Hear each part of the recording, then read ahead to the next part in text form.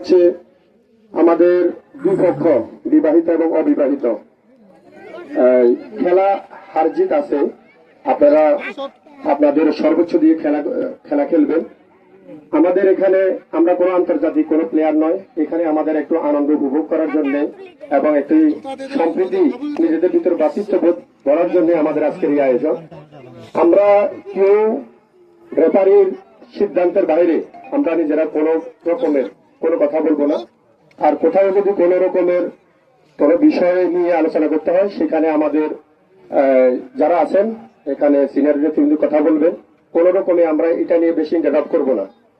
খুব আমরা সুন্দরভাবে খেলবো, একে অপরের প্রতি শ্রদ্ধা, ভ্রাতৃত্ববোধ এবং যা অতীতে আমরা খেলার জন্য যা কিছু প্রয়োজন সেগুলি আমরা ফলো করব। তো আজকের খেলা আমাদের রেফারি গুণবতী মর্নিং ক্লাবের সভাপতি রাসেল খেলা পরিচালনা করবে এবং রাসেল তার সিদ্ধান্ত চূড়ান্ত হবে।